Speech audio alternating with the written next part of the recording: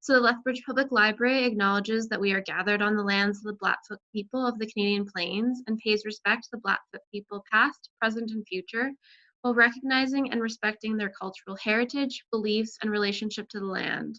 The city of Lethbridge is also home to the Métis Nation of Alberta Region 3. Jeff Rubin is a Canadian economist and best-selling author. He is considered a world-leading expert on trade and energy and is the former chief economist and chief strategist at CIBC World Markets, where he worked for over 20 years, and is a former senior fellow at the Center for International Governance. His first book, Why Your World is About to Get a Whole Lot Smaller, was an international bestseller, winning the National Business Book Award and longlisted for the Financial Times and Goldman Sachs Business Book of the Year. He has written 2 other bestsellers, The End of Growth and The Carbon Bubble.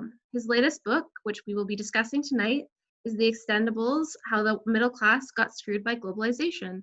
So Jeff is going to give us a little background on the book in case not everybody has had a chance to read it yet. And then we'll do some questions. So if you have any questions that you want to put in the question and answer at the bottom, do so throughout talk. Thanks. So on to you, Jeff.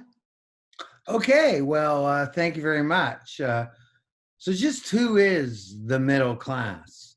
Well, according to the OECD, the middle class in Canada is people making between $29,000 and $78,000 a year, with a median income of about $40,000. So if that sounds like you, then you're part of the middle class. What that used to mean, statistics aside, is a family that basically owned a household, but owned their own home, maybe went on a family vacation once a year, and put away a little money for the kids' education every year. Those people are becoming rarer and rarer in our economy, not only in our economy, but in the economies of basically all the countries that we used to consider advanced industrial economies or OECD countries. You know, not only has the middle class shrunk in proportion to the size of the population, they are now, for the first time in the post-war period, a minority of the households in North America. But they've also shrunk in terms of their economic power. In the 1980s, the middle class in the United States, and numbers wouldn't be markedly different for Canada, would have accounted for 60% of household spending. Today, they account for barely 40%.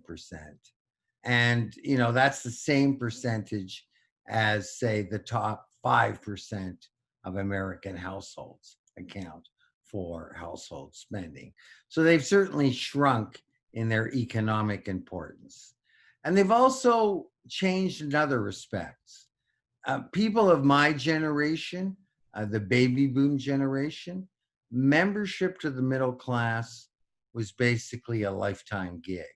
That once you got into the middle class, it was like a tenured prof. You were there for life. Today, that's not true. Today, being in the middle class is very precarious. In fact, 1 out of every 5 middle class members drop out of the middle class every 5 years in the United States and in Canada. And lastly, the middle class is getting a lot older. Like my generation, again, the baby boomers, 70% of us ended up in the middle class. Millennials, 60%.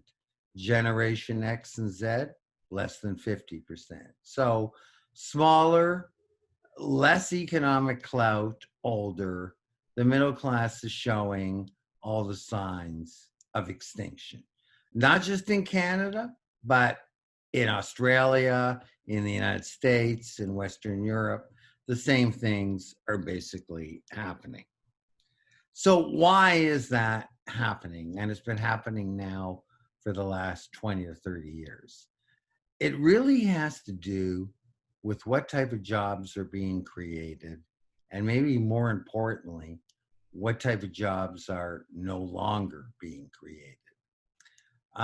If you went back to the heyday of the middle class, which in Canada and the United States would have been in the 50s or 60s, your parents' generation, they made the very things that they consumed. They made the cars that they drove. They made the ovens that they cooked in. They made the televisions that they watched. Those type of things aren't made in Canada or the United States anymore. Those things haven't been made here for decades. They're instead made by, provided by global supply chains that access labor that's a fraction of the cost. I mean, like 1/10 of the cost. And that's why goods aren't made by native workers anymore. There hasn't been a single job created in the goods sector in Canada in 20 years. Now, there have been a ton of jobs being created. And prior to the pandemic, we had full employment. But all of those jobs were in the service sector. And the service sector typically has paid about 20% less than the goods producing jobs.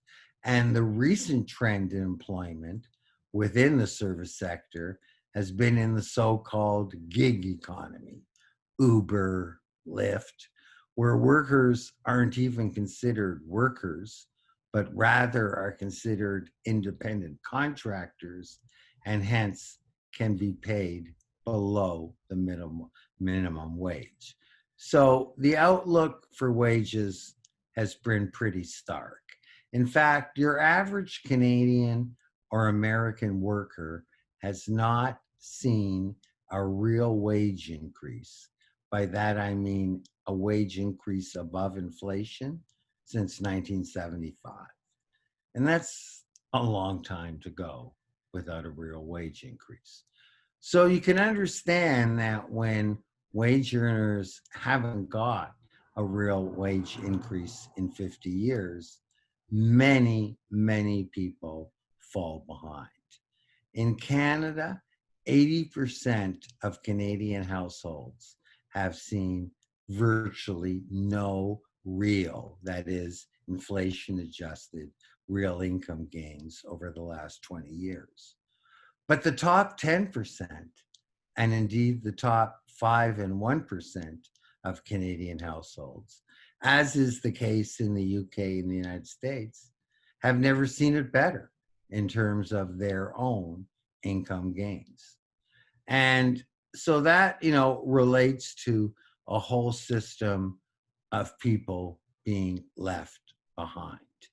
And when people are left behind, eventually they galvanize and they push back.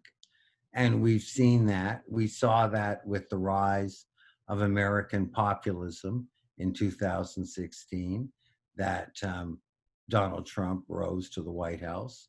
We saw that more recently with Boris Johnson in the UK, winning the largest conservative majority since Margaret Thatcher, basically because a whole slew of Northern England ridings, industrial ridings that had always voted Labour, switched conservative.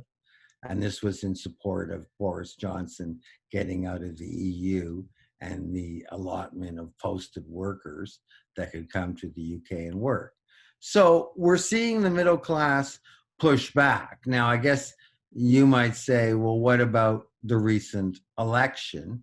Well, the recent election is interesting. I mean, Biden won, but maybe what's more interesting is the fact that the blue wave, as forecast by the elitist media, the New York Times, the Washington Post, the CNN, the blue wave never happened. In fact, Trump got 7 million more votes than he got back in 2016. And what we find is that almost half of the US electorate basically rejected the establishment candidates that the Democratic Party has offered in the last two elections, Hillary Clinton and Joe Biden. Canada is an interesting question because if you look at the conditions in Canada, they're not any different than the conditions in the UK and the United States. In other words, the middle class has been hollowed out every bit as much in Canada as has happened overseas in the UK or south of the border in the US.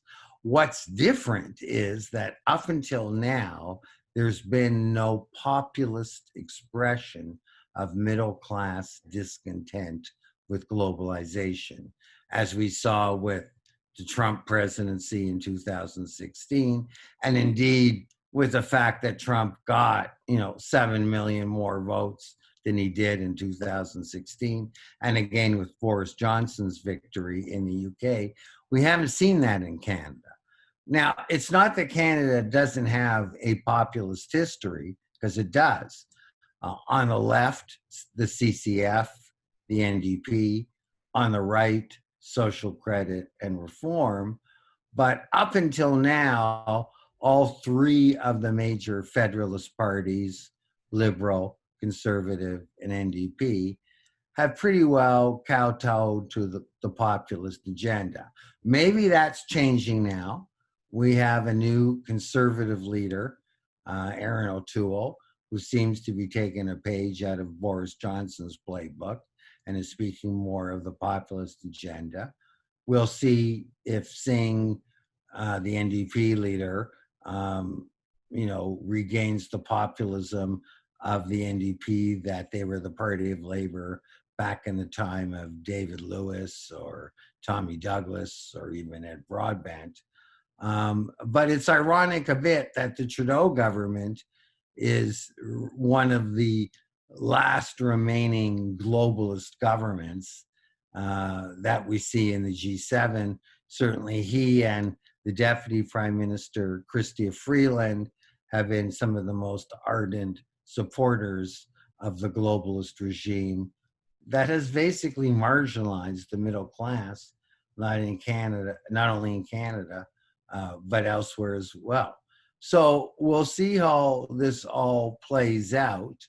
I think that, for those who take solace in the Biden victory, I would urge caution, because I think the millions of people who voted for Donald Trump are not going away.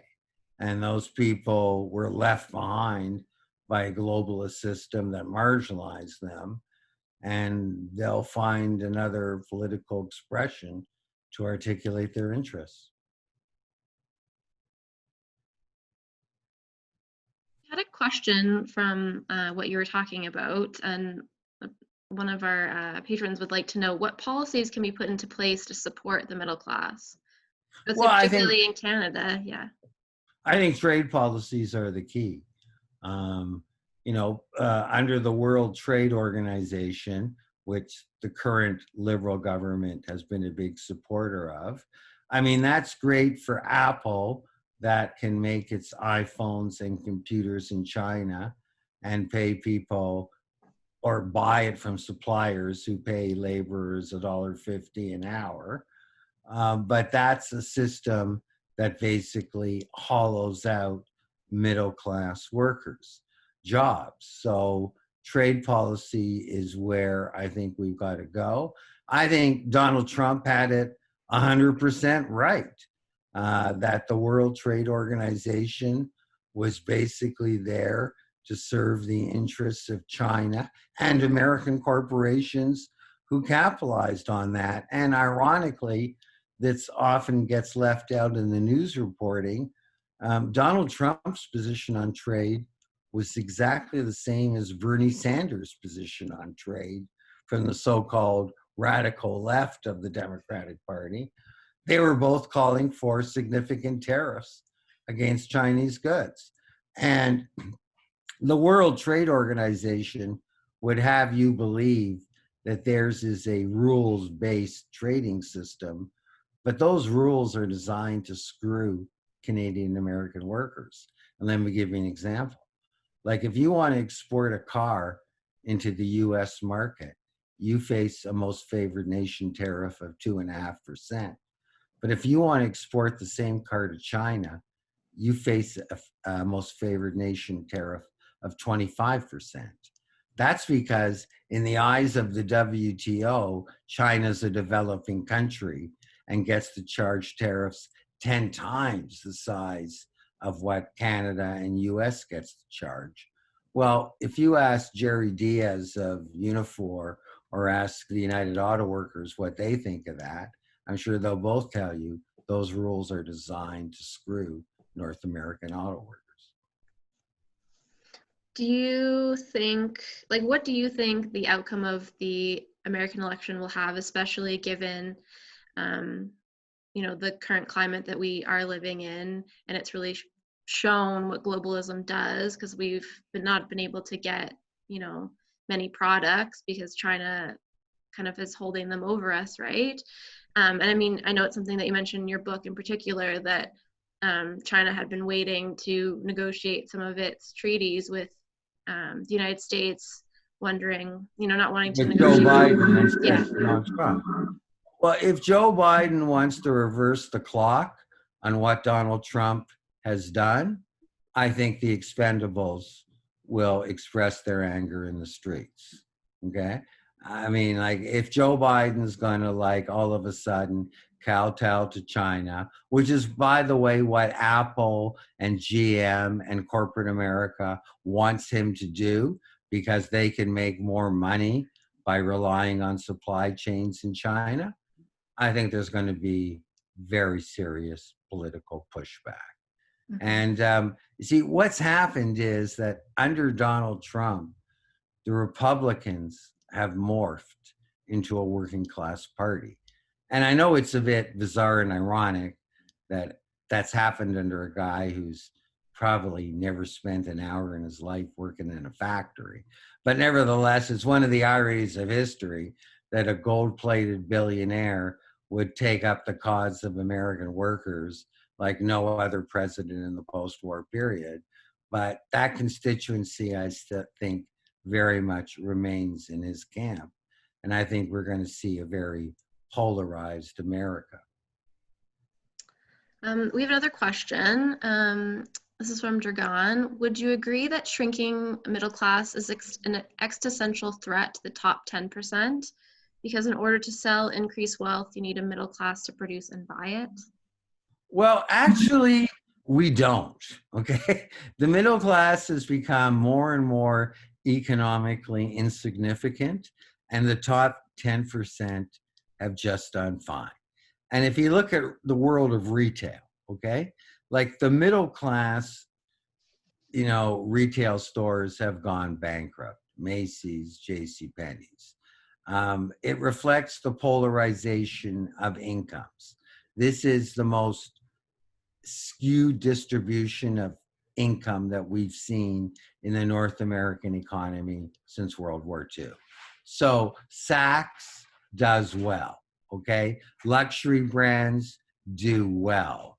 Dollarama does well because the ranks of the working poor are expanding as the middle class expands.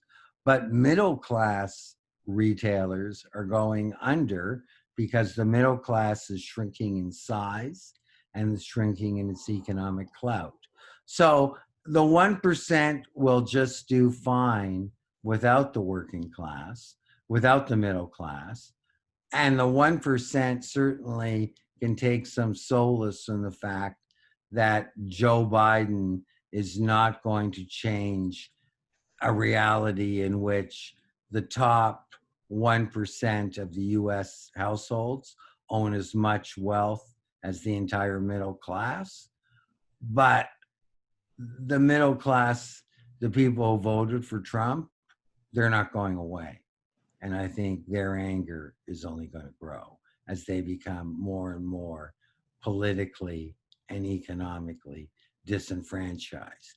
And the only question for us here in Canada is, when are we going to start to see that in our own political landscape? Because certainly the economic factors that have led to this polarization in the United States are just as much in evidence in Canada as they are south of the border.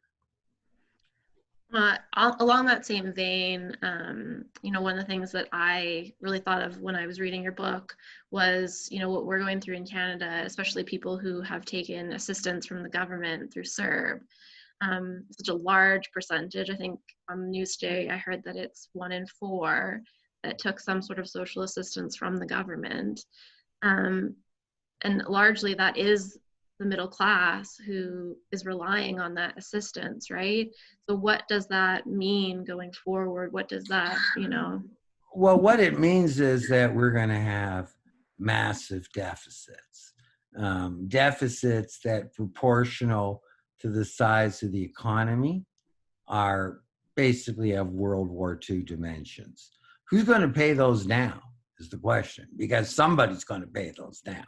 Like, we're still in deficit creation mode, but believe me, within a year or two, we'll be switching to deficit reduction mode. Is it going to be the working class and the middle class that will pay for those deficits? Or is it going to be the gilded 1%? And right now, I'd have to put my money on the middle class paying for it. People think that Canada has a really progressive tax system. And that's only because they look at wage income. And of course, the higher your wages, the more you pay in taxes.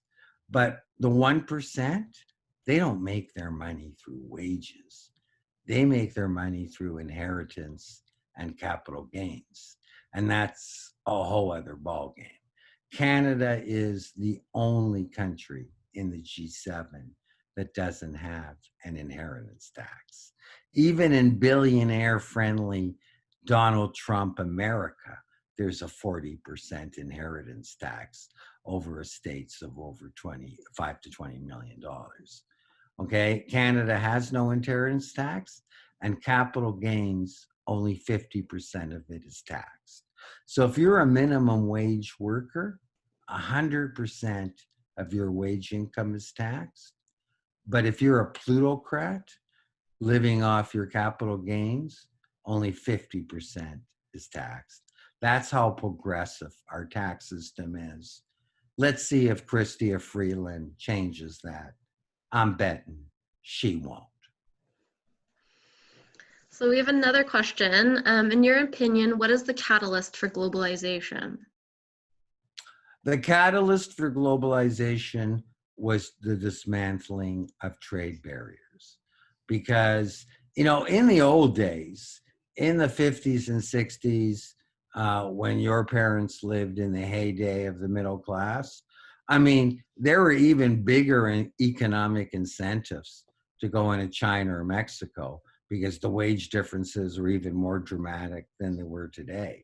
But if you did that, you wouldn't have a hope in hell of ever being able to sell anything that you produced in those factories that you moved to China and Mexico back into the Canada or the United States or Western Europe, because those markets were shielded by tariffs or quotas.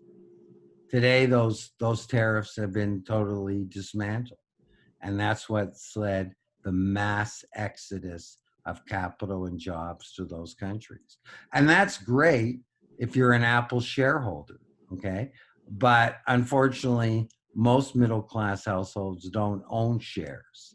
In fact, fewer and fewer households own shares today than they were 30 years ago. The top 10% of the US population owns 80% of publicly listed shares. So yes, being able to move your factory to China is good for the stock market, and that's great for people who own stock. But if you're in the middle class, that doesn't include you. Somebody else wants to know if the middle class is shrinking in most countries around the world. Yeah, well, certainly within the OECD, and that would be Japan, Western Europe, Canada, the US, Aussie, New Zealand. The middle class is growing exponentially in places like China and India, but realize that that's the exact flip side of the middle class shrinking in places like the UK, Aussie, Canada, and the US, because the jobs that supported middle class households in those countries have been exported to places like China and India. And what's allowed that to happen is the dismantling of trade barriers. So, getting back to your questioner's query, if there's one thing, there are several things, but if there's one central thing that has to change, it's got to be trade policy. Free trade is a race to the bottom. And like for companies, that's great because it means being able to produce things using the lowest possible wage in the global labor force.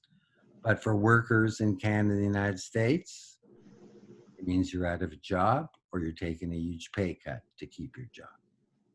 So what incentivizes companies? Like what, right now there's no incentive to keep, like something like Magna, to keep them in Canada, like producing in Canada. They'll just go Well, overseas, there's correct? nothing to incentivize them, and they're not producing anything. And I mean, there have been Yeah. shipping jobs all over because, and I don't want to villainize folk. I mean, I was the chief economist of an investment bank. I sort of get it. If I'm a shareholder in Magna Mhm. or GM, I'm going, why are we paying $30 an hour for labor in Windsor or Detroit when we could be paying $2 an hour in Mexico? I mean, it's a legitimate question for Yeah. shareholders to ask. And that's why Magna and GM are abandoning Detroit and Windsor and going to Mexico. But there has to be a balance between what's best for Magna shareholders and what's best for Magna workers. And that balance has been totally lost. And while the Liberal government, and specifically the new finance minister, Chrystia Freeland, talks about restoring balance, I'm very skeptical whether she's going to do that. I think that we've sold out the interests of American auto workers in the interests of Magna and GM shareholders. And that's something that has to be redressed, both in Canada and in the United States. Somebody has a question in regards to what you were talking about taxation. How should governments adjust taxation so that the majority of the population gains quality of life and a return to the middle income of the majority? Okay, well, that would be shifting the tax burden from an overtaxed middle class onto an undertaxed 1% plutocracy. And the way that Chrystia Freeland could do that would be taxing the full inclusion of capital gains, not just 50%, and in taxing inheritances of estates that are more than $5 to $10 million. Those would be good places to start. I'm very confident that she won't do either. Somebody else had a question. Is the renewable energy transition the way to create a meaningful, reasonable employment for a large number of workers? I don't know. I don't know. I mean, like, take the Oakville public subsidy, where Canadian taxpayers threw in $500 million to keep Ford in Oakville.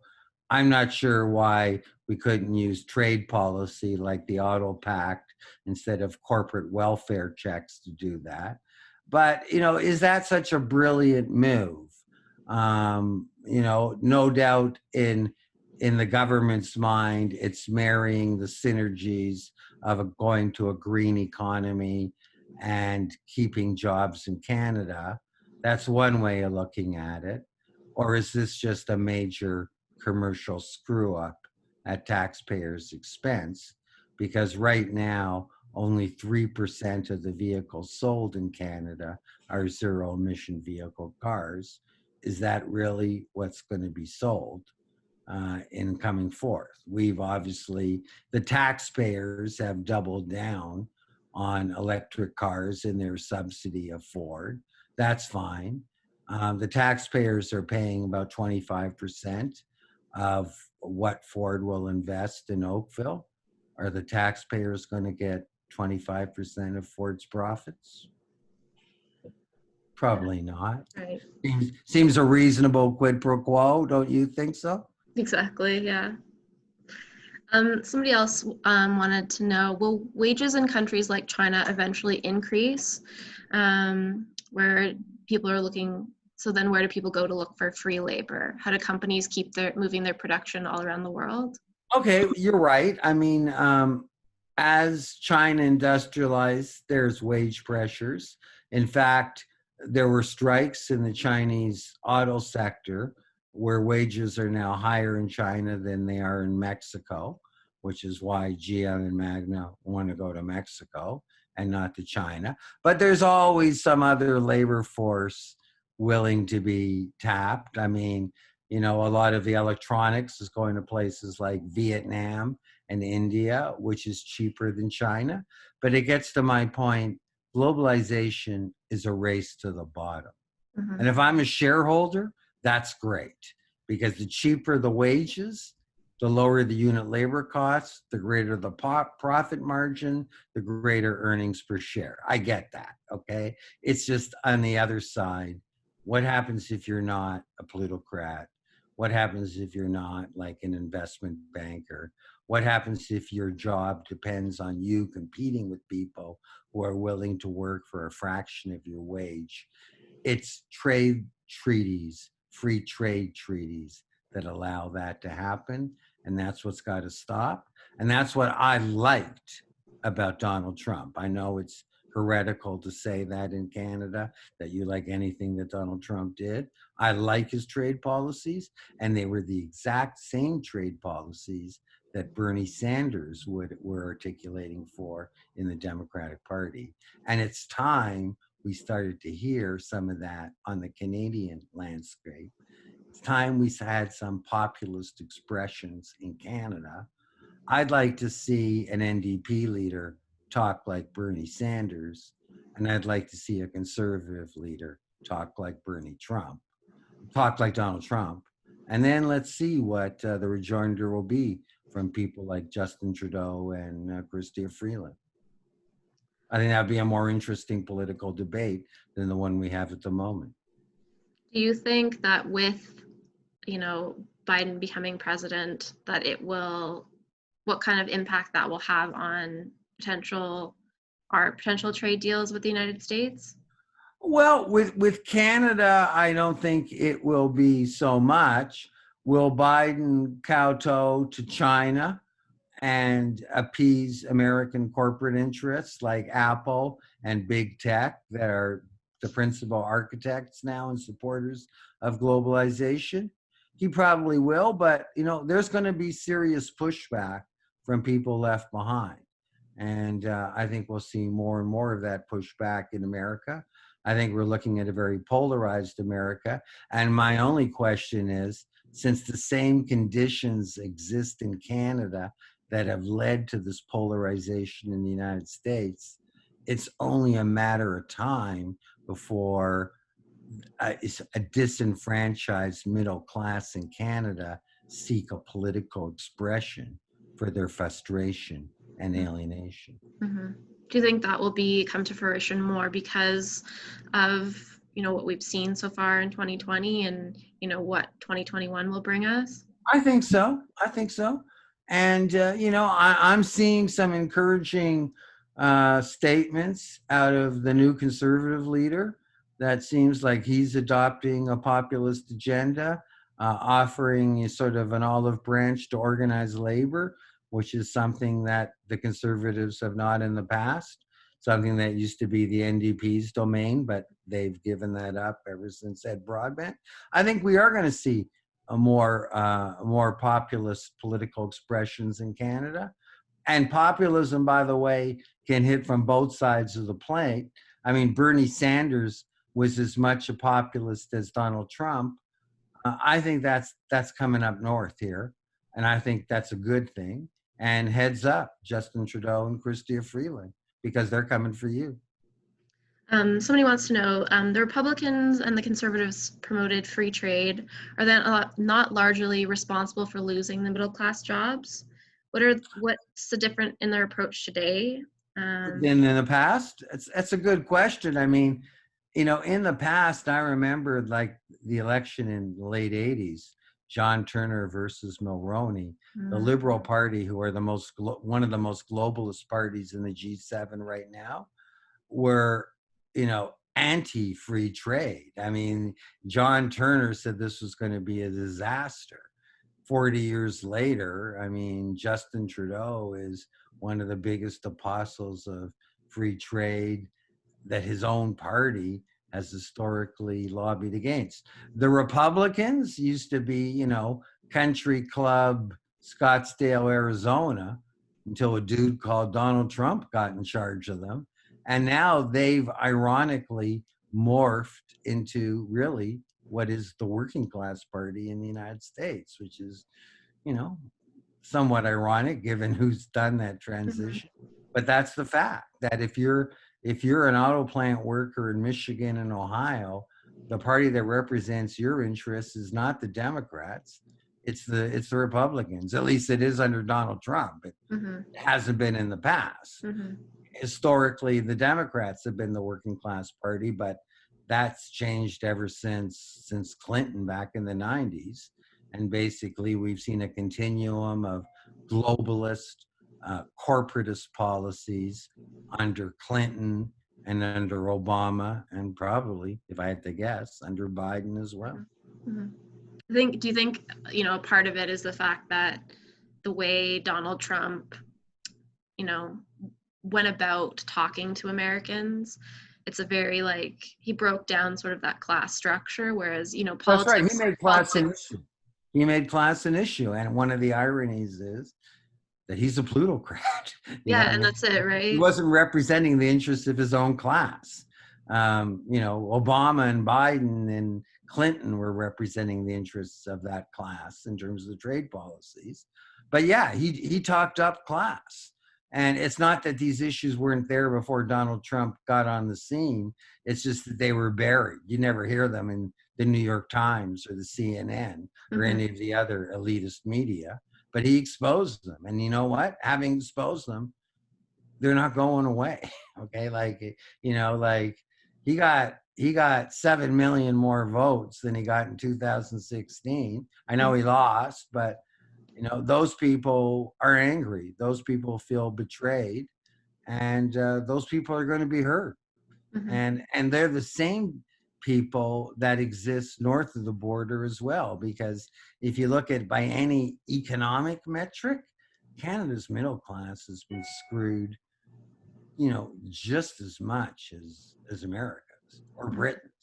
Yet we haven't seen that populist expression here that we've seen both in the UK with the sweeping Boris Johnson majority and with the previous Trump administration.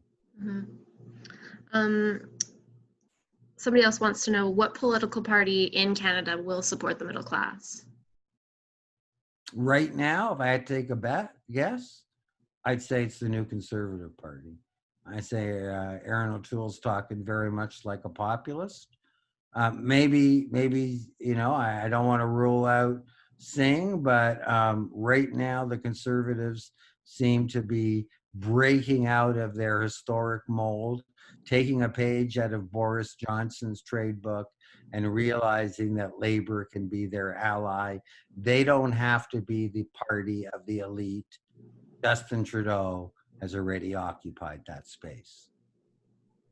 Somebody else would like to know, due to a massive deficit, could you foresee the Canadian government not only taxing capital gains 100%, but also allowing RRSP contributions to be deducted, eliminating or reducing RESP grants, and taxing the sale of principal residences?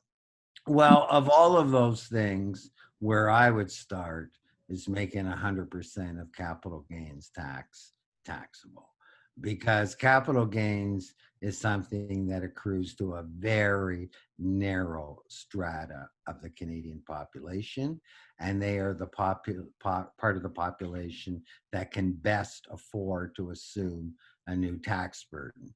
Making principal residence taxable, that's getting into the middle class. Getting RRSPs taxable, that's getting in the middle class.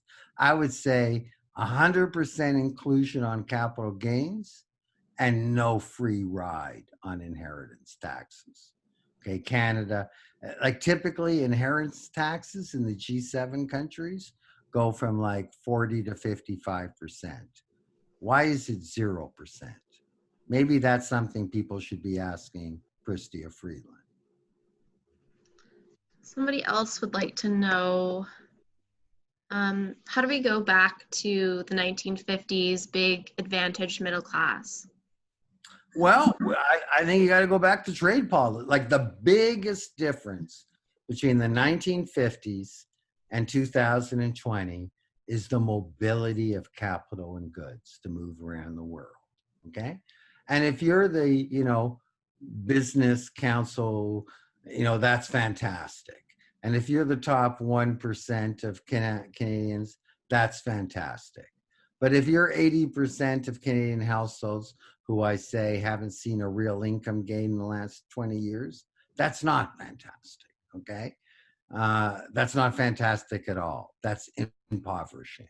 We've got to turn the clock back on trade liberalization because that's a race to the bottom. Like it's a race to the top for earnings per share, but it's a race to the bottom for wages of middle class workers. Mm-hmm. Something that I've heard you speak about in particular is these, like Lyft drivers, Uber, skip the Right. dishes, right? Where they're not governed by any sort of minimum wage. Because they're independent contractors and hence not, okay.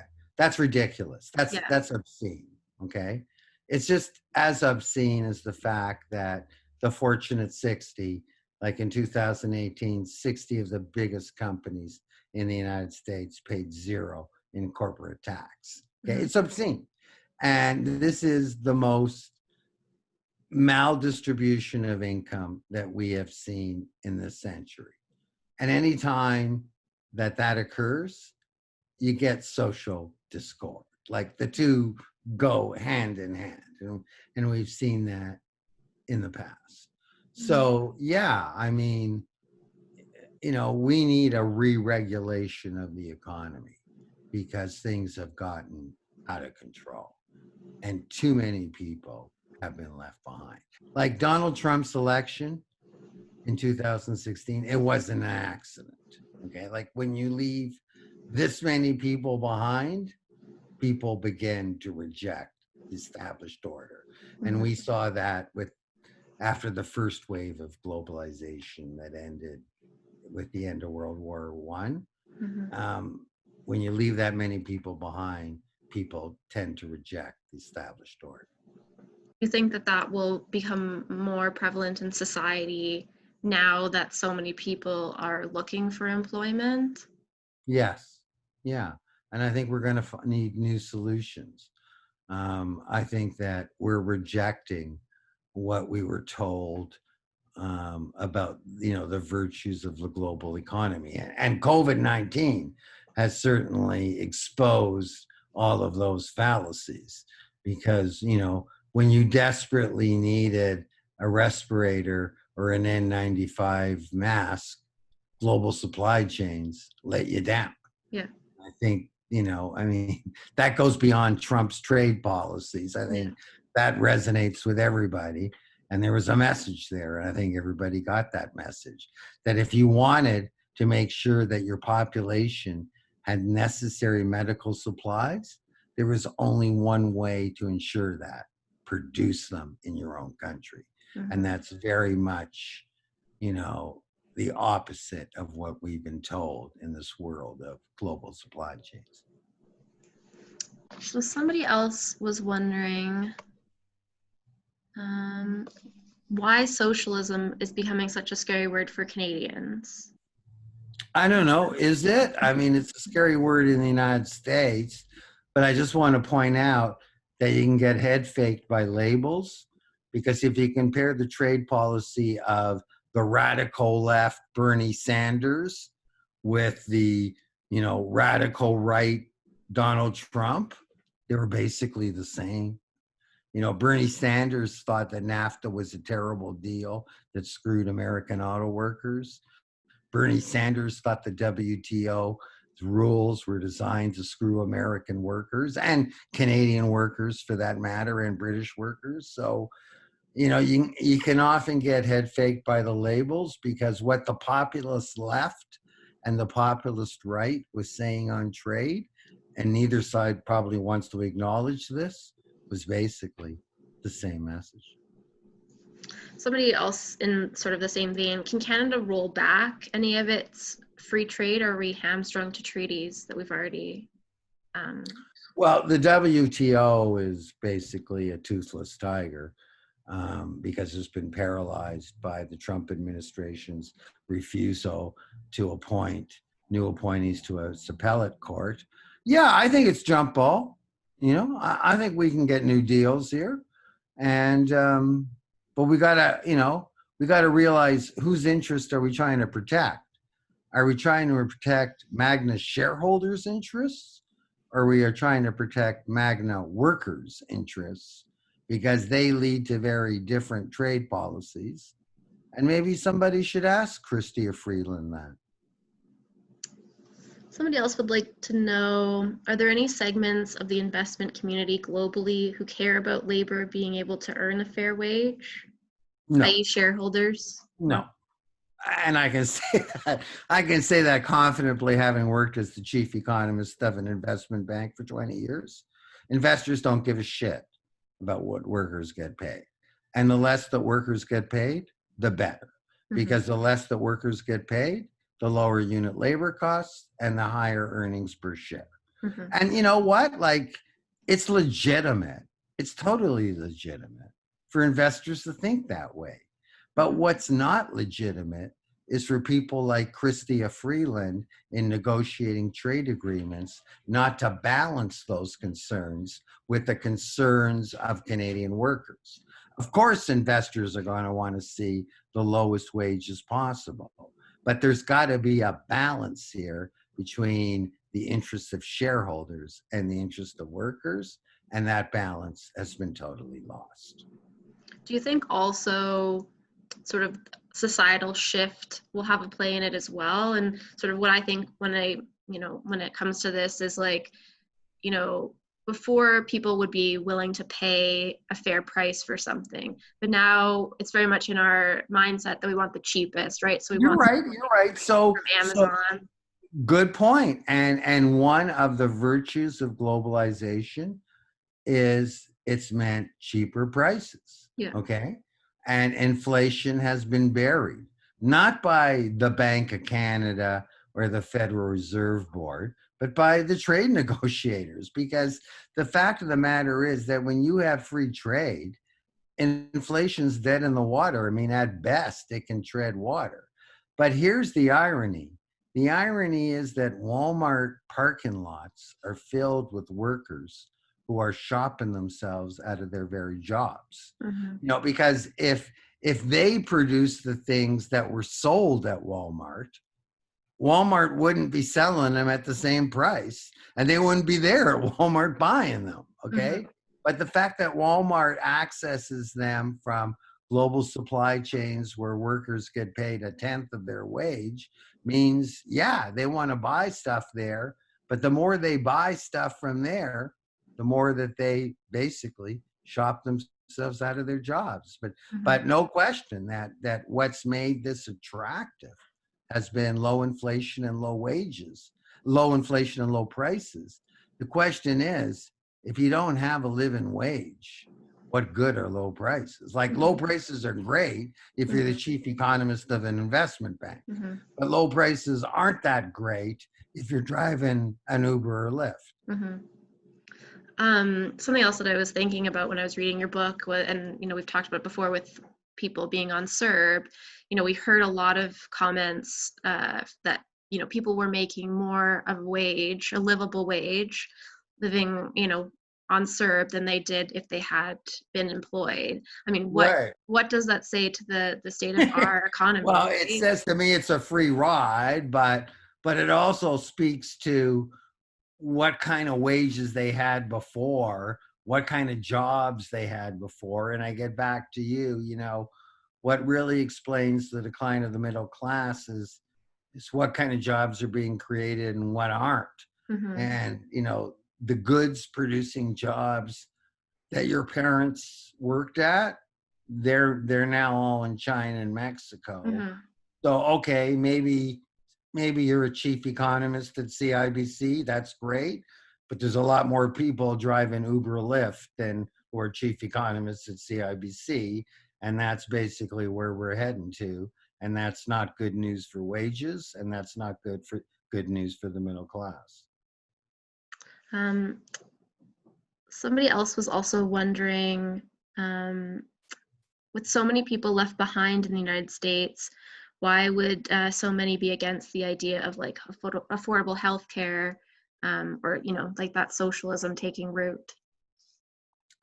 That's a good question. I mean, there's obviously the medical lobby there. I mean, hey, when Tommy Douglas introduced public health care in Saskatchewan, the doctors went on strike. So, I mean, a little pushback isn't, totally unanticipated.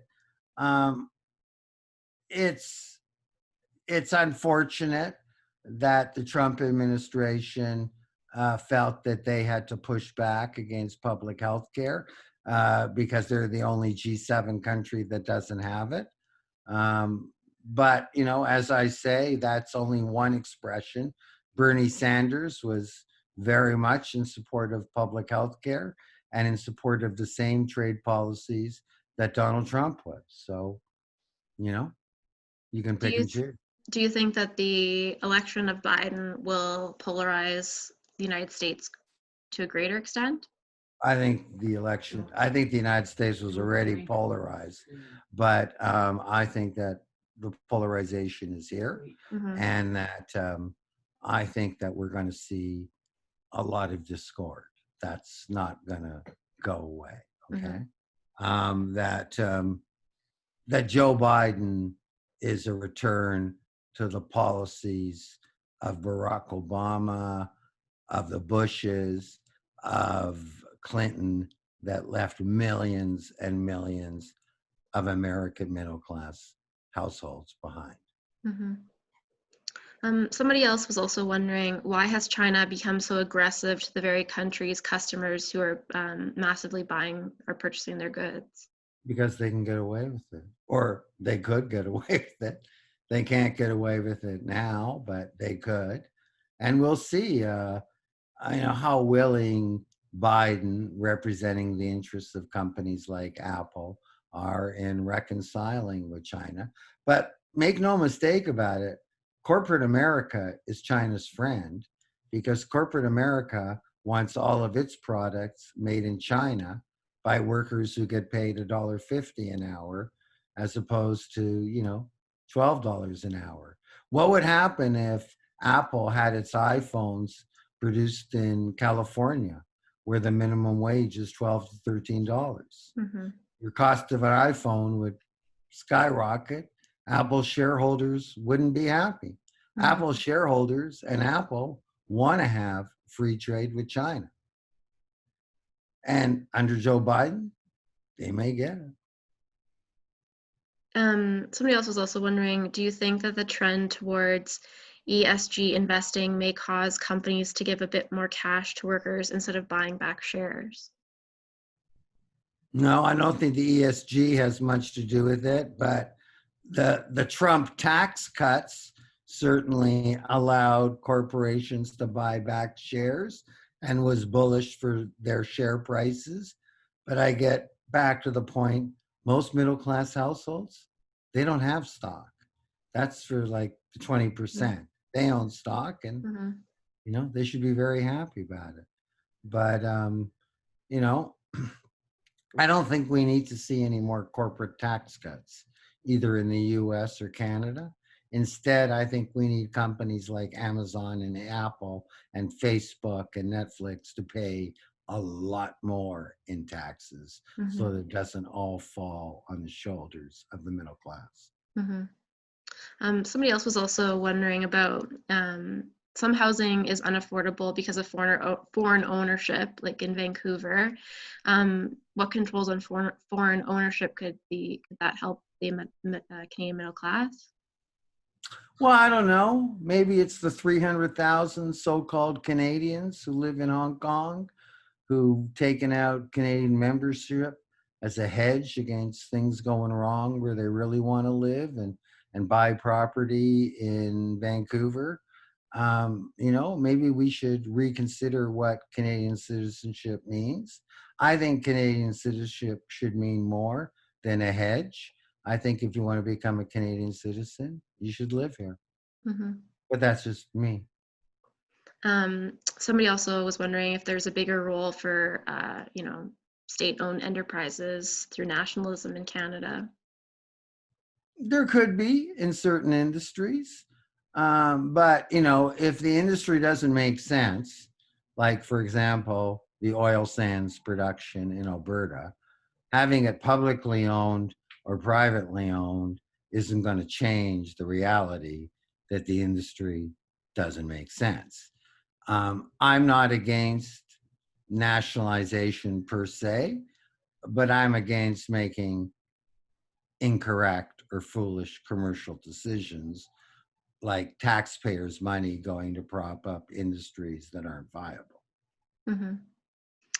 So we've had a number of people that are wondering what Donald Trump did during his presidency to, achieve something for the middle class. So what are your thoughts on that? He did. I know that it's unpopular to say this, but since from the day that he got into office to the COVID-19 shutdown, U.S. manufacturing employment was up almost 500,000 after declining for decades.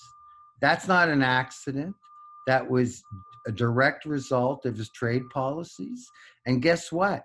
When you couldn't ship your factory to China and Mexico, something else happened. American workers, for the first time, got a real wage increase. If you look at average hourly earnings, running above 3%, the highest in a decade, higher than inflation. Again, not an accident. It had everything to do with his trade policies. It's not unique to Donald Trump. If Justin Trudeau or Chrystia Freeland enacted the same policies, they'd get the same results. But maybe that's not what shareholders want them to do. So just before we wrap up, one final question is, do you see 2021 being the end of globalization, or do you see it maybe changing? No, I think we're in the twilight of globalization. I think the pendulum is swinging the other way. And I think that we're going to move back to a very different economic system, an economic system that will probably result in less profits for the top 1%, but a system that will see the middle class regain some of the economic clout that they've lost. And if Joe Biden doesn't recognize that, I think people will soon get his attention in a hurry. Well, thank you so much for joining us tonight, Jeff. We really appreciate it. My pleasure, and thank you very much for doing this, and all the best in Lethbridge. Thank you. Have a good night, everyone. Okay, take care.